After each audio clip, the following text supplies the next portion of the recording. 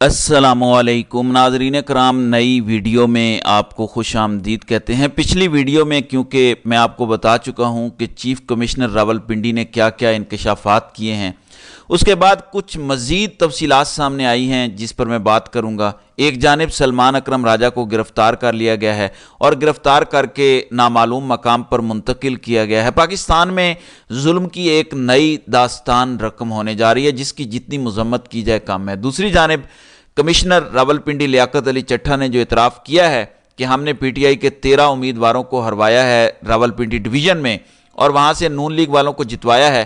किस किस को हराया गया है, किस किस को जितवाया गया है, ये एमएनए की कौमी असम्बली की सीटें हैं।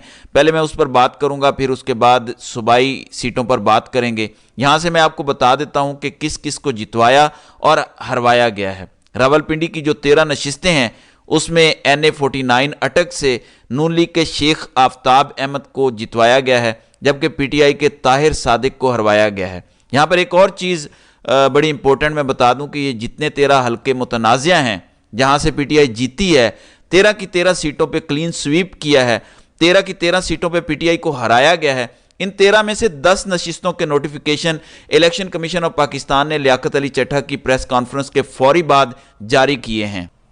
इन्होंने इसलिए ये जारी किए हैं ताकि इससे पहले कि कोई इन इंकशाफात को लेके अदालत में चला जाए और अदालत स्टे दे दे तो हम जल्दी जल्दी नोटिफिकेशन निकाल दें, ताकि इसके बाद ये मामला ट्रिब्यूनल में जाए और ट्रिब्यूनल फिर इसको साल साल तक लटकाए रखे। गो के लटकेगा नहीं ये मामला, क्योंकि बड़ी तेज़ी से मामलात किसी और जानिब जा रहे हैं, खेल सारा इनका बिगड़ चुका है।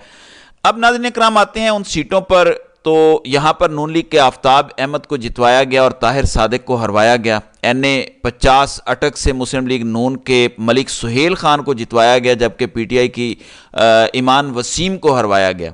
NA51 मरी से नून लीग के राजा उसामा सरवर को जितवाया गया, जबकि पीटीआई के लियाकत लस्ताब सत्ती साहब को हराया गया। हालांकि सत्ती साहब क्लियर मेजोरिटी से यहाँ जीत गए थे। फिर NA52 रावलपिंडी से राजा परवेज़ अशरफ को जितवाया गया और पीटीआई के तारिक अजीज़ भट्टी को हरवाया गया। NA53 से राजा कमरुल इस्लाम को जितवाया गया और पीटीआई के अजमल साबिर को हरवाया गया।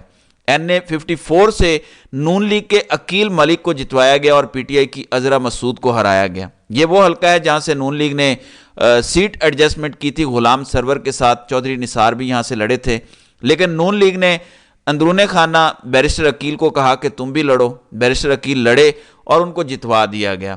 गुलाम सरवर को नहीं जितवाया गया। गुलाम सरवर बता रहे हैं कि ये हारे हैं, पीटीआई वहां से जीती है। फिर इसके बाद NA55 से मलिक अबरार अहमद नून लीग के, उनको जितवाया गया और पीटीआई के बशारत राजा साहब को हराया गया।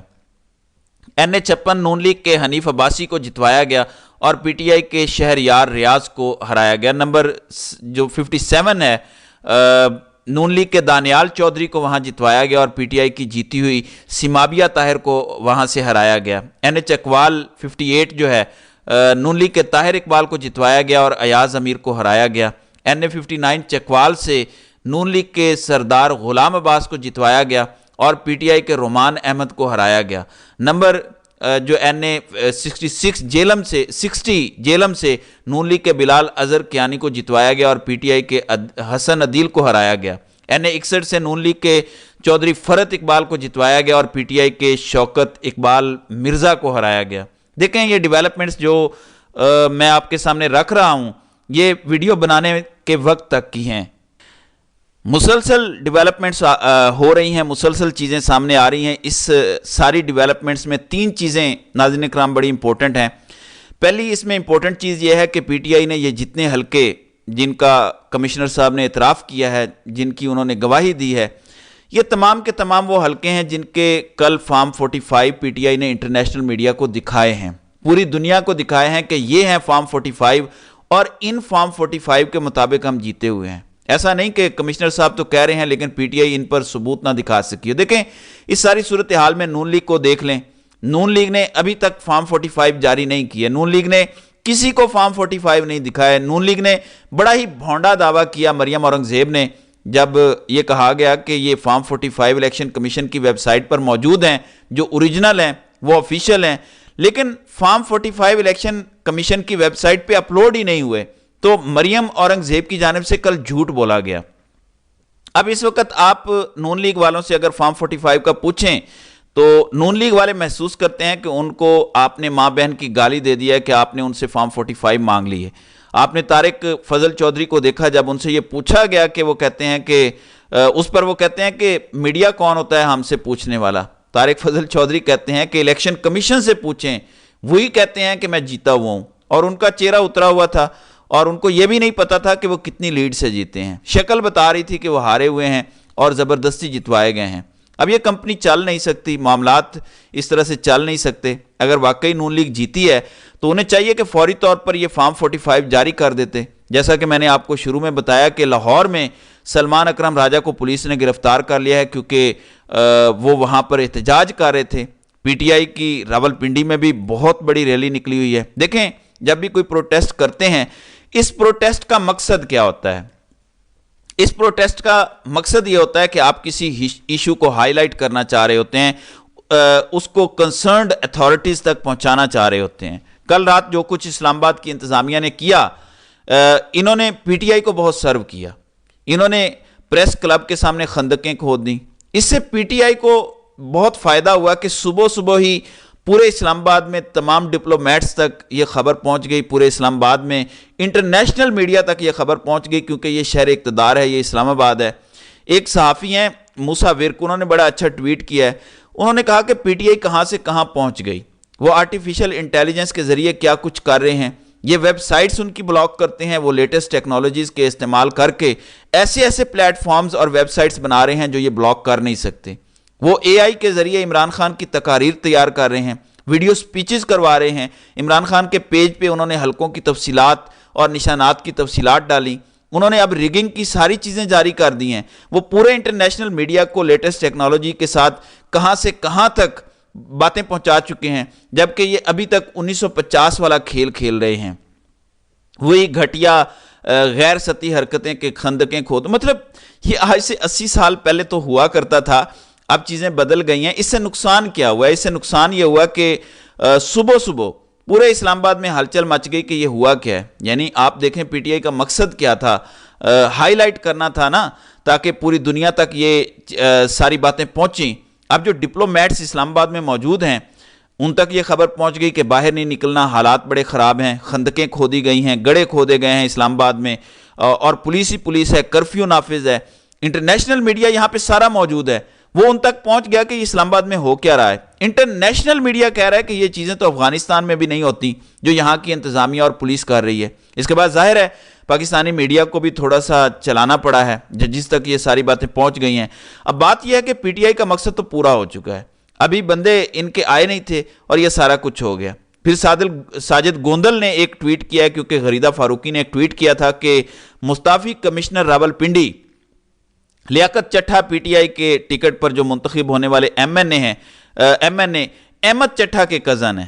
اس پہ ساجد گوندل کہتے ہیں کہ غریدہ فاروقی کا ایک اور جھوٹ پکڑا گیا۔ کمشنر راولپنڈی لیاقت چٹھا احمد چٹھا کے کزن نہیں، بلکہ ان کا تعلق حافظ آباد سے ہے۔ ان کے بھائی بشارت چٹھا نون لیگ کے یونین کونسل چیئرمین ہیں۔ حمزہ شہباز خود ان کے گھر جا چکے ہیں، اور ساتھ ہی انہوں نے ایک بڑا امپورٹنٹ انکشاف کیا، اور یہ درست ہے کہ اس وقت بھی ٹھپے لگائے جا رہے ہیں، کیونکہ فارم 45 جو انہوں نے چینج کیے، جو نئے بنائے ہیں، اس پر انہوں نے چونکہ نمبرز چینج کیے ہیں۔ اب فارم 45 پر مثلا نون لیگ کے ایک بندے کے اگر 1000 ووٹ تھے تو انہوں نے اس کو چینج کر کے 4000 کیا ہے۔ اب 4000 جب کیا ہے تو 3000 ان کو ووٹ اور ڈبے میں ڈالنے پڑے ہیں۔ اب اس لیے اطلاعات آ رہی ہیں کہ مختلف جگہوں پر اس وقت ٹھپے لگائے جا رہے ہیں۔ اس وقت بھی جب میں آپ سے بات کر رہا ہوں ٹھپے لگائے جا رہے ہیں۔ یہی وجہ ہے کہ الیکشن کمیشن ڈیلے کر رہا ہے۔ عدالتیں اسلام آباد ہائی کورٹ کو دیکھ لیں، ہر معاملے کو ڈیلے کر رہی ہیں۔ 5 دن چیزیں جسٹس عامر فاروق نے پینڈنگ رکھی ہیں۔ وجہ صرف یہ ہے کہ ٹائم گین کریں، اور نیچے جو دھاندلی کر رہے ہیں ان کو ٹائم دیا جائے، اور اس دوران جو 2 نمبری وہ کر رہے ہیں، ٹھپے لگائے جا رہے ہیں، وہ لگا لیں، تاکہ جب ٹریبیونل میں 6 مہینے بعد چیزیں کھلیں تب تک چیزیں مکمل ہو چکی ہوں۔ بلکہ ایک بندے نے مجھے بتایا کہ ہو یہ رہا ہے کہ کوئی کپڑا وغیرہ انگوٹھے پہ چڑھا کے انگوٹھے لگائے جا رہے ہیں تاکہ وہ ٹریسیبل نہ ہوں۔ تو اس طرح کی دھاندلی کے سارے واقعات ہو چکے ہیں۔ اور لیاقت چٹھا نے یہ بتایا ہے۔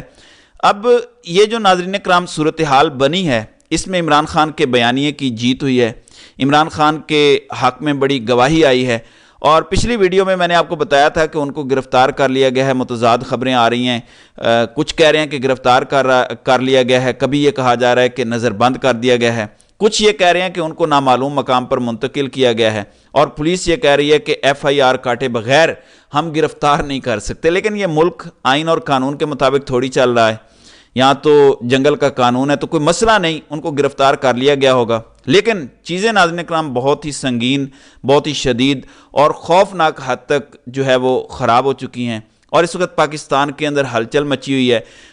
خبریں یہاں تک آ رہی ہیں کہ کسی بھی وقت کوئی بڑا فیصلہ، کوئی بڑا جو ہے وہ اعلان سامنے آ سکتا ہے۔ تو دیکھتے ہیں آگے بڑھ کر کیا صورتحال ہوتی ہے۔ تو ناظرین کرام، آپ کی اس ویڈیو کے حوالے سے کیا رائے ہے؟ آپ اپنی رائے کا اظہار کامنٹ سیکشن میں ضرور کیجیے گا۔